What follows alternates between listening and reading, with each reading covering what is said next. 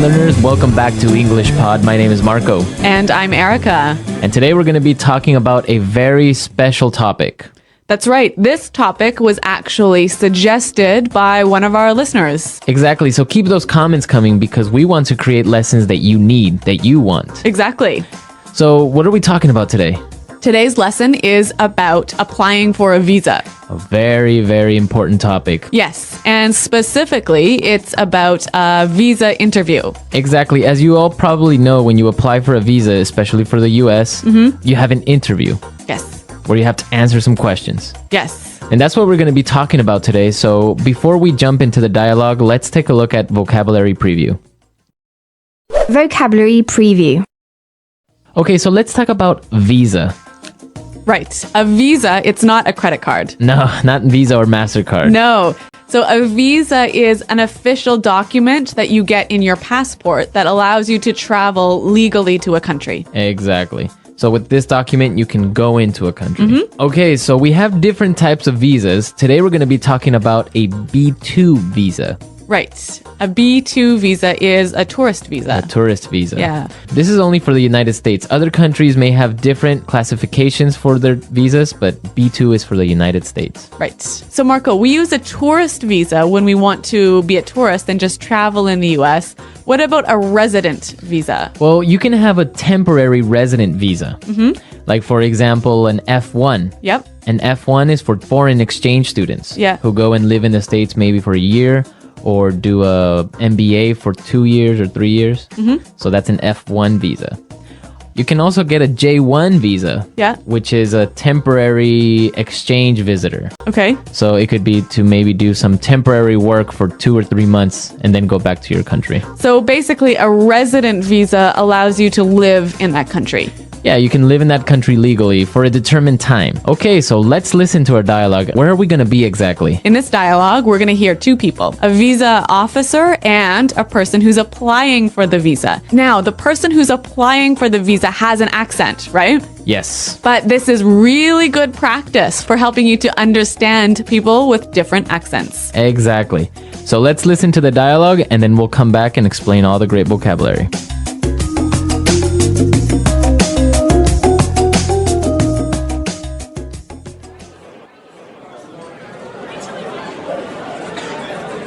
So you're applying for a B2 visa. Where's your final destination and what's the purpose of your trip to the United States?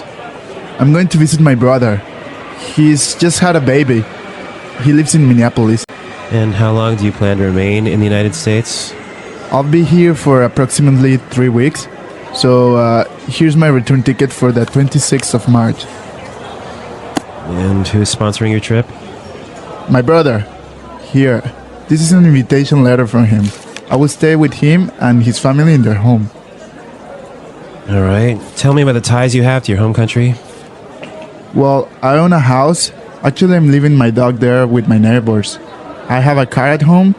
And oh, my job? I'm employed by Tornell as an engineer. Actually, I only have 3 week vacation, so I have to go back to work at the end of March. And what evidence do you have that you are financially independent? Well, I do have assets in my country. Like I said, I own a house and see, here's a bank statement showing my investments and my bank balance.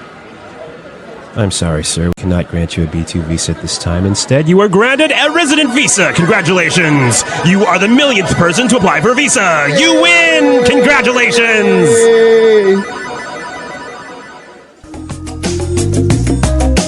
All right, what a lucky guy. He applied for a tourist visa and now he's getting a resident visa. Yeah, that's great. But does this really happen? No. Marco? No, that would never happen at a consulate. Okay, well, we can dream that this might happen for us. Yeah, exactly.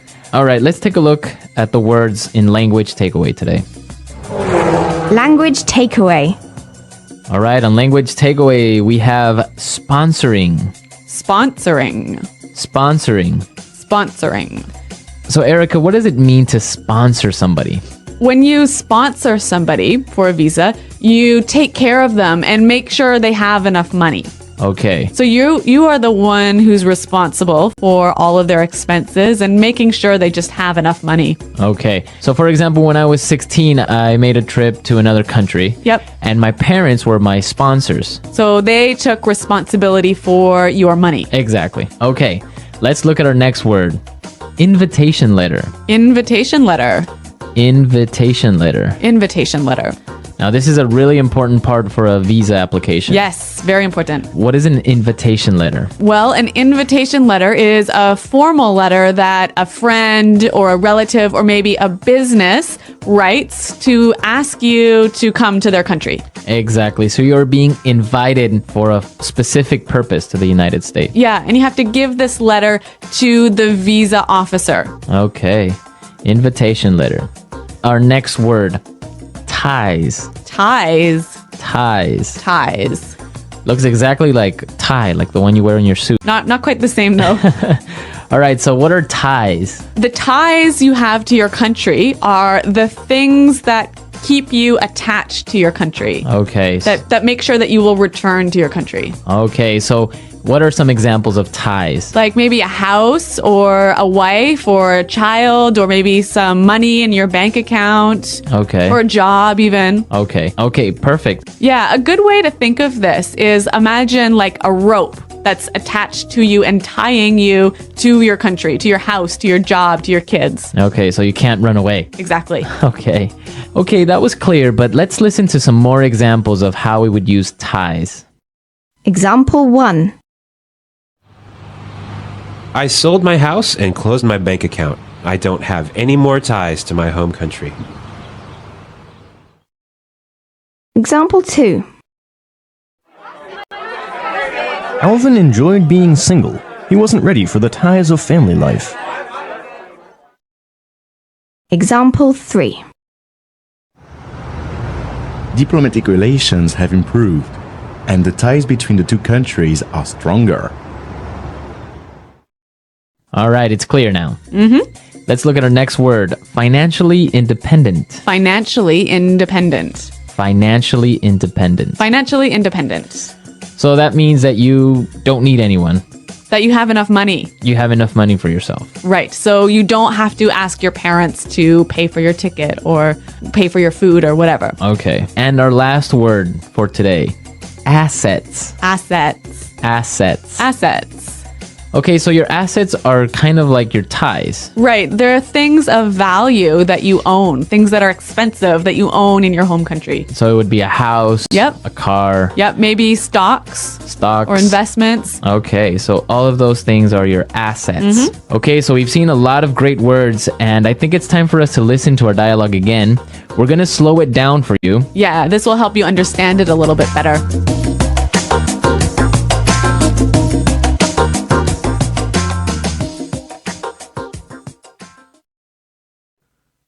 So, you're applying for a B2 visa. Where is your final destination, and what is the purpose of your trip to the United States? I'm going to visit my brother. He's just had a baby. He lives in Minneapolis. And how long do you plan to remain in the United States? I'll be here for approximately 3 weeks. See, here's my return ticket for the 26th of March. And who is sponsoring your trip? My brother. Here. This is an invitation letter from him. I'll stay with him and his family in their home. All right. Tell me about the ties you have to your home country. Well, I own a house.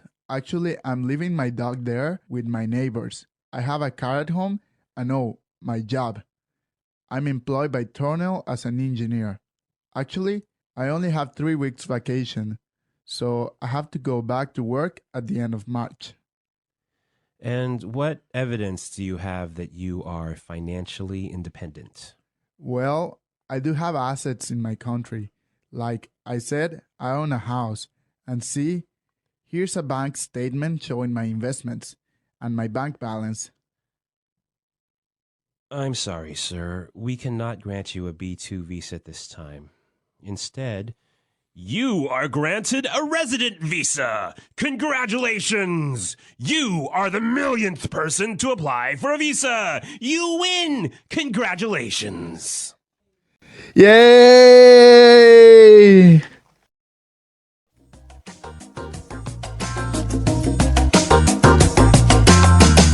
Okay, today we're not going to do our regular toolkit like Fluency Builder, putting it together. No, we're going to do something a little bit different today. We're going to talk about the questions you will probably be asked at an interview for a US visa. Yes. And the useful language that you can use to answer these questions in a good way.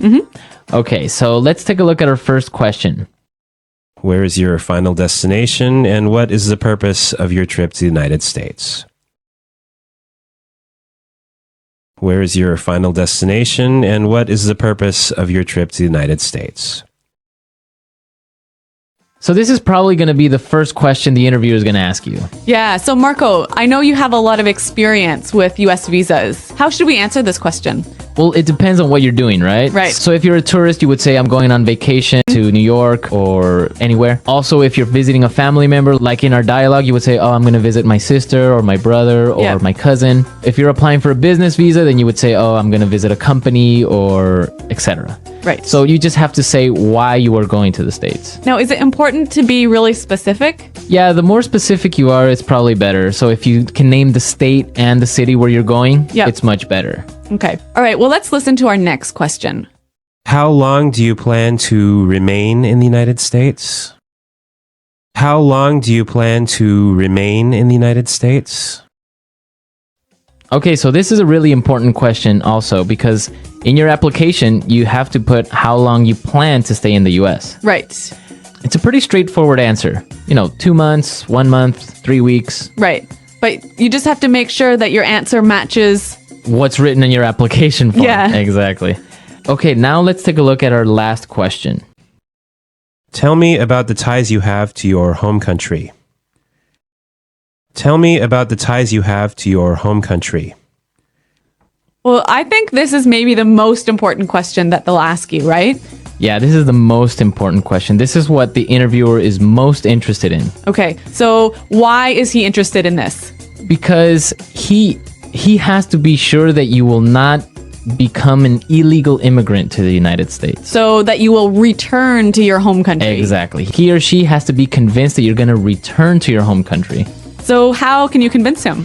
Basically by demonstrating your ties. So showing the things that will pull you back to your home country. So if you take documents to support this, bank statements, maybe a copy of your mortgage. Yep, like maybe your wedding certificate. I don't know, even a letter from your office, from your job. So that shows that you have to return to your work. The more things you bring, the better, even though the interviewer might not ask for the documents. Okay, it's better to be safe, right? Exactly. So come with a huge file full of things. Exactly. Yeah. I've had friends who've arrived to the embassy with a huge file of documents and weren't asked to show any of the documents. Right. But other interviewers will maybe ask for it. Okay, so now let's listen to the dialogue again. And you'll hear how our traveler answers these questions.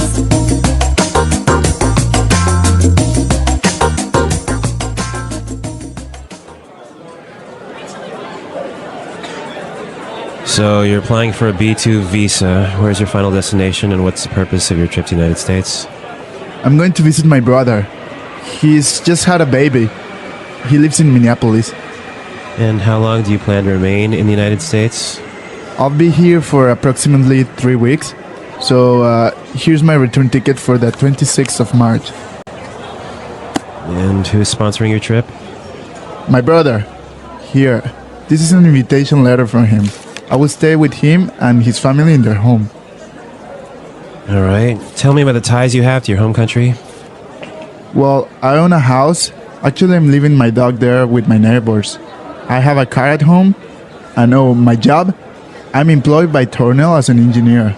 Actually, I only have 3 weeks vacation, so I have to go back to work at the end of March. And what evidence do you have that you are financially independent? Well, I do have assets in my country. Like I said, I own a house, and see, here's a bank statement showing my investments and my bank balance.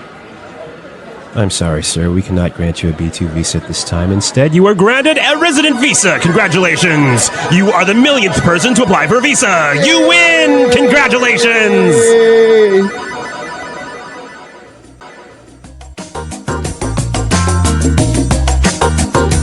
Well, I hope this was a useful lesson for all of our listeners because I'm sure that in one point or another, in the future, you're going to apply for a visa. So now you know all the language that you need to more or less answer all these questions that you're going to be asked. Yes. And Marco, I'm sure that people have already applied for visas for the US, right? Probably, yeah. And I want to hear from our users any stories that they have about applying for a visa. Yeah, that would be great. I know that I have some stories to share on the comments board. And we want to hear your questions and comments and any suggestions. Well, everyone, thanks for listening. And until next time, goodbye.